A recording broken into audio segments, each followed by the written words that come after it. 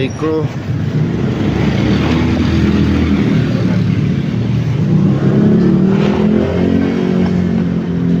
Plastic. Nagulat ako doon sa tumawid. Lakas ng preno. Ngamaw sa motor ko eh.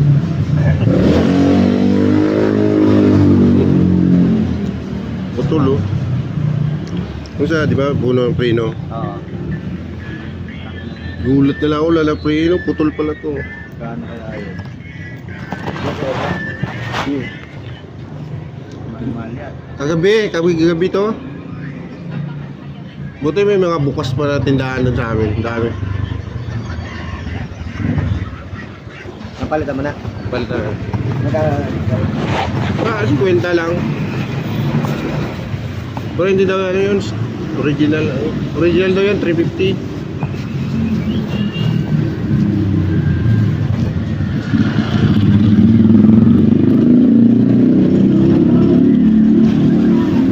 Order ko na lang ito sa ano.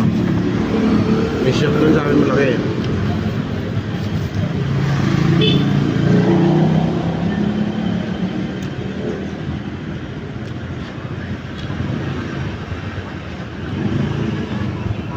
Sabi niya sir, hindi naman original to eh. Sabi ko, okay na yan. Pang ano lang. Stock. Wala ko na stock dito eh.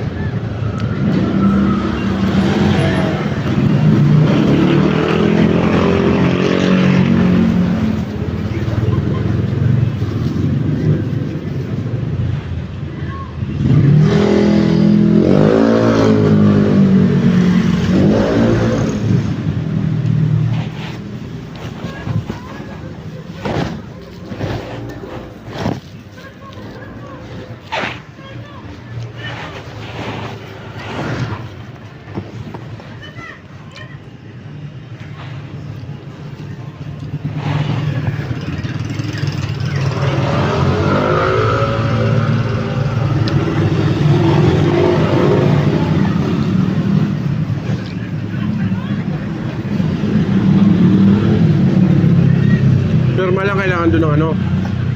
Dating may ano. Ako kasama sa SILD oh. Nung binabago mo yung pangalan.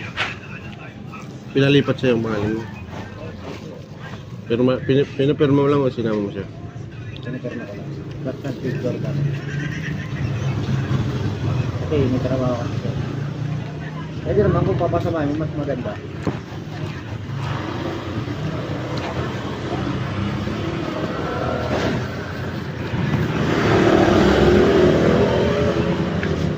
Kotse na pabalik. Tapos yung kotse ko, yung ano, sniper ko. Napapalik pa. Ano kaya, Avril? Hindi naman yata yung nangyari. Ako nga may-ari dati. Ay, lilipat mo kay? Aldrin. Aldrin?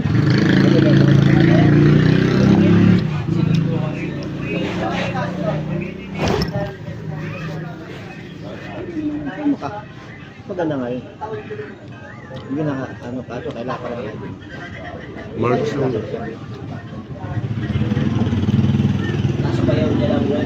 March ang restro nun.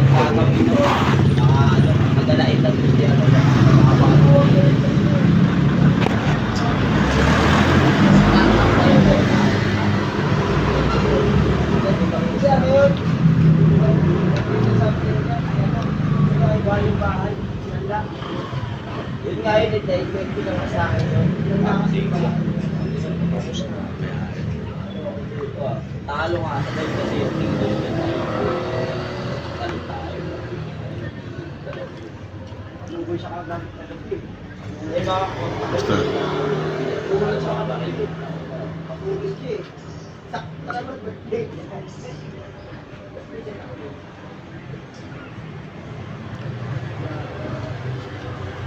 Natawag yung tawag dito sa pwede po dito. Kaya, mga is na yata. Ang tawag dito. Yung pala. Ano ba ito? Salim lang yan. Yan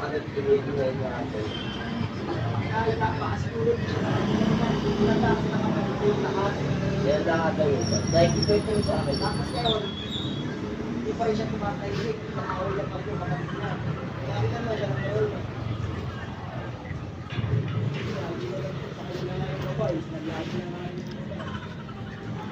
Yan po pakilaman nila.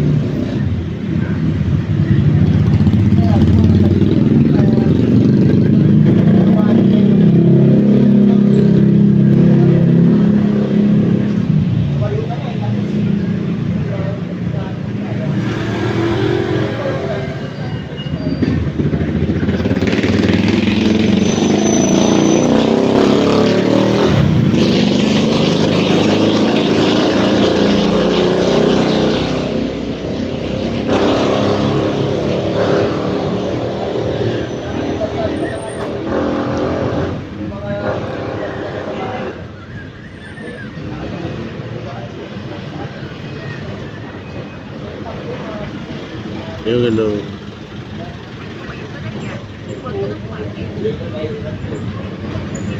Ang rina ng campus, huwag mo siya pansin.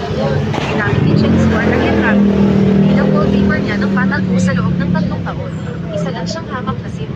Sinasadya niyang magpabangga ngayong araw para lang makuha ang atensyon mo. Nakakasuka, ang yaman ng pamilya ni Kuya Ran ay umaabot sa bilyon-bilyon. Hindi ka man lang karapat dapat magbitbit ng sapatos niya. Ito ang barya. Magbus ka na lang. At ipatingin mo yung utak mo. Tingnan nyo nga ang taong ito.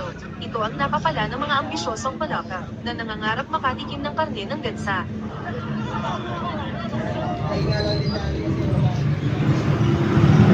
Ano ito? X-ray vision. Yan, Ran. Alis na tayo rito. Kapag nakapitan ka ng ganyang klaseng tao, siguradong sakit lang ng ulo yan. Pero siya, Terra na. Alis na. Halika na. Grabe namang klaseng lalaki yan. Nabangga na nga, pero hindi man lang makapalag. Wala na talagang pag-asa ang pagiging simp niya. Alis na tayo. Bilis. Walang kwenta. Suan, Mga mangkalur! ayos ka lang ba? Kaya palang tumingin ng anti-gov gamit ng X-ray vision ko. Nag-iiba ang ihip ng hangin. Hinihikot ang mundo. Huwag niyo hamakin ang taong walang-wala ngayon. Pagdating ng araw na ako na ang pinakamayaman sa bansa, luhod kayong lahat at magmamakaawa sa akin. Tol, binangga ka na nila, tapos iniwan ka lang basta. Terror, respakan natin sila. Huwag kang magmadali. Housing, ibebenta mo ba itong anti-gov barya mo? Ito ba? Mag-call naman tayo, kaya ibibigay ko na lang sa'yo to. Iyan ang tunay na kaibigan. Maghintay ka lang. Kapag kumita na tayo ng puhunan, papayamanan kita, parang tatay mo lang. Pera na. Suwan, wala ka namang pera. Halos wala ka namang makain. Tapos papayamanan mo pa ako. Baka naman pati utak mo nabangga na rin.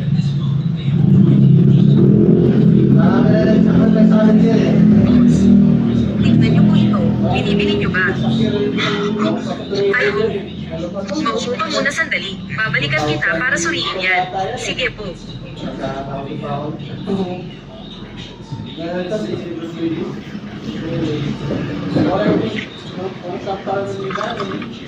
Eto, uminom ka muna ng tubig.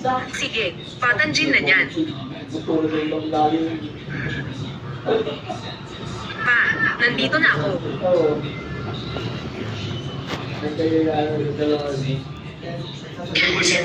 Sila Lee Jackson at Song Ann yun.